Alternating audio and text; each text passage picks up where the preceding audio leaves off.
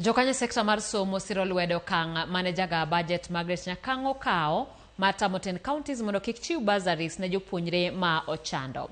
Giyango ni pesa mathoth lal e lwet jotelo e seche ma ichiwe kaka basari, gino momiyo gikwayo mondo onywand pesa go duto e agulu achiel kendo Auditor General otim nonro ewi omenda mosebed kichiwo kaka basari. To ka jafwambo marwa Joyce Duor lero bende giseyo sirikal kuom deko chwalo omenda mar somo ne skunde.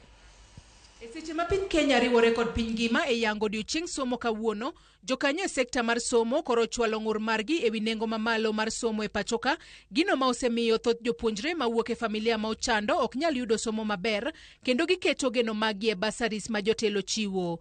Jokanyogo mag somo mawuok e riwruok mar Elimu Bora Working Group, Kenya Devolution CSOs Working Group kod Kenya Human Rights Commission koro yango ni omenda ma ichiwo kaka basaris tin ahinya, kendo jotelo moko tiyo kod basaris kaka yor sero ombulu. The current framework makes education inaccessible for many students, particularly those from low-income families. This forces them to seek bursary support from politicians. Often, they receive meager amounts, such as 3,000 Kenya shillings, which barely cover a fraction of their actual expenses.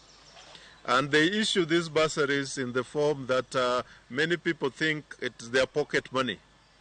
I think they are using this to buy political capital for the next elections or just to be nice. Kuom mano, jokanyogo koro siro chik majaga budget mapachoka Margaret Nyakango nogolo matamo 10 counties mondo kik chiw basaris ne jopuonjre ma ochando kaluwore ni gikawo ting' ma winjo tim kod sirikal mamalo. Giyango ni omenda ma ichiwo kaka basaris e pachoka onego onywand e agulu achiel.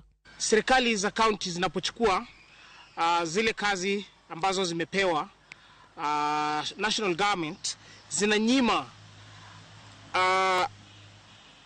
nafasi ya kuweza kuendeleza zile kazi ambazo wamepewa kama zile shule za chekechea na zile shule za TVET. Wakoni kikwangi katakoro ni basari ni wati monade waketo kanye. Wakao gigi waunga waketi kikamora chiel mondo me oterge school koro kik wachak bedo gi penjruok ni ere basari. Bende gilieko ni omenda go ma jotelo chiwo kaka basaris, thoth gi osebedo kalal, gino momiyo gikwayo Auditor General mondo tim nonro mar menyo kaka omenda go osebed ka ichiwo. Kuonde magiluwe yo magiluwono en yo mabor ma pes moko bende ng'ingore kendo lal e kiendego. Auditor General otime nyanonro moro konywa ng'eyo ni to basari ne osebedo kitiyo godo e yo machalo nade. Nikech samoro dipo ni kare osebedo kolal mang'eny. Osebedo mana ka o support lifestyles mag joma moko. Ewi deko mar omenda ma sirikal owinjo ochwal ne skunde, riwruogego koro seyo migawo mar somo kuom rem bedo gi ikruok makare e neno ni pesa ochopo ne skunde wang' sa, ka giwacho ni deko chwalo omenda go rocho chenro mag somo e thoth skunde mag piny owacho. Why must we wait until schools open and then we start giving reasons why monies have not been sent to schools? So I think it's a question of planning, it's a question of prioritization on how we want to apply resources throughout the financial year.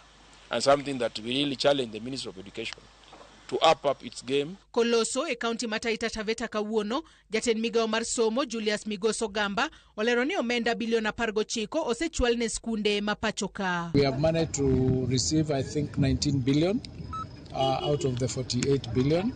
There was a further disbursement that was meant to be done today. I've been here the whole day. I've not found out whether it's been done.